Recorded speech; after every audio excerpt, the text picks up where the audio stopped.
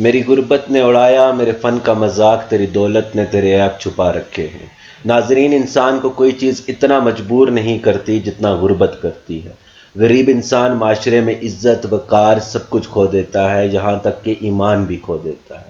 جدید دنیا میں ہر بات کی آزادی ہے، یہ دنیا بولنے کی آزادی کی بات کرتی ہے، یہ دنیا ہر شخص کو جینے کا حق دینے کی بات کرتی ہے، یہ دنیا کسی انسان کی عزت نفس مجروح کرنے کی اجازت نہیں دیتی، حتیٰ کہ یہ دنیا ایک شخص کو مکمل شخصی آزادی دینے کی بات کرتی ہے۔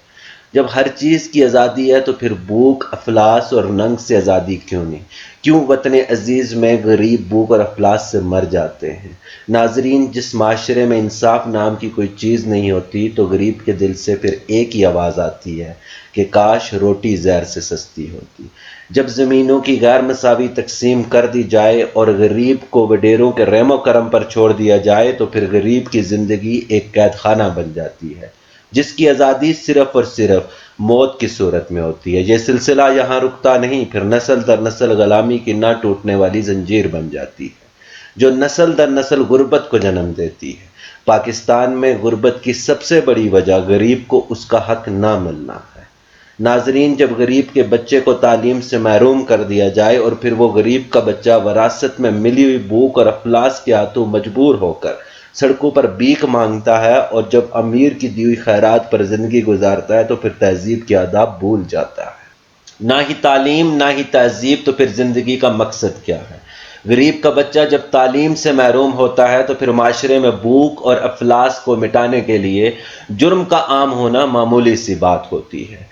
جب غریب شام کو خالی ہاتھ گھر لوٹے اور عرش کی طرف دیکھ کر بس ایک ہی سوال کرے کہ کیا اس ملک کے اشرفیہ کی وجہ سے آج بھی میرے بچے بھوکے سو رہے ہیں، اس کے بعد بھی حکمران وقت اگر ہوش کے ناخن نہ لیں تو پھر کسی جان لیوا وبا کا عام ہونا غیر معمولی سی بات ہوتی ہے۔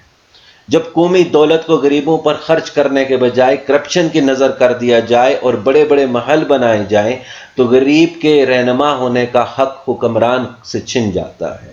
جب غریب سخت گرمی میں مر جائے اور اشرفیہ ایئر کنڈیشن میں بیٹھ کر عمدہ اور لذیذ کھانے کھا کر منرل واٹر پی کر غریب کے مسائل کا حل تلاش کرے تو پھر موسمی حالات، بھوک، افلاس اور ننگ کا غریب کی جان لینا لازم ہو جاتا ہے۔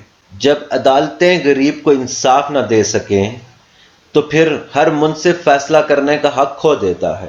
پھر منصف کی منصفی میں انصاف نہیں ہوتا لیکن غریب کی آ ضرور ہوتی ہے۔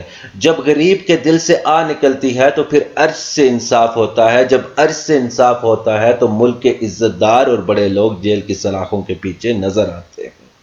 جب کوئی بااثر شخص غریب کی عزت نفس کو مجروح کرتا ہے تو پھر پوری قوم کی عزت نفس دنیا کے سامنے مجروح ہو جاتی ہے۔ پھر دنیا آپ کو کردار کا غازی نہیں بلکہ اس کے چھوٹے سے چھوٹے پیمانے پر بھی لانا پسند نہیں کرتی۔ جب غریب کی بیٹی کی عزت محفوظ نہ ہو تو پھر فحاشی اور عریانی کا عام ہونا لازم ہو جاتا ہے۔ ایسے معاشرے میں پھر اخلاقیات کا باقی رہنا ناممکن ہوتا ہے۔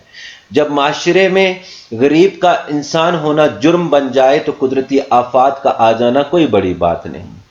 پھر زلزلے، سیلاب، وبائی امراض، موت، بیماری کا آ جانا غریب اور امیر کی برابری کے لیے ہوتا ہے۔ جب غریب کا بچہ دوائی نہ ملنے کی وجہ سے مر جائے تو پھر معاشرے میں ظلم کا عام ہونا کوئی بڑی بات نہیں۔ پھر سر عام قتل و غارت کا ہونا اور غریب کو دوائی نہ ملنا برابر ہو جاتا ہے۔ جب غریب بیماری کی تکلیف سے ایڑیاں رگڑ رگڑ کے مر جائے تو پھر بھی اشرفیہ اور حکمرانوں کو سکون کی نیند آ جائے تو پھر پوری قوم کا جاگ جانا لازم ہو جاتا ہے۔ ناظرین، جب غربت حد سے بڑھ جائے تو پھر دو چیزیں جنم لیتی ہے، ایک جرم اور دوسرا انقلاب۔ اگر جرم بڑھتا چلا جائے تو پھر معاشرہ تباہ و برباد ہو جاتا ہے۔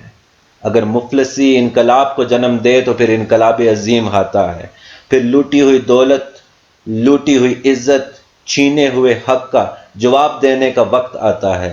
پھر کسی شاعر کے دل سے ایک آواز آتی ہے کہ صبح کے تخت نشین شام کو مجرم ٹھہرے، صبح کے تخت نشین شام کو مجرم ٹھہرے، ہم نے پل بھر میں نصیبوں کو بدلتے دیکھا، ہم نے پل بھر میں نصیبوں کو بدلتے دیکھا۔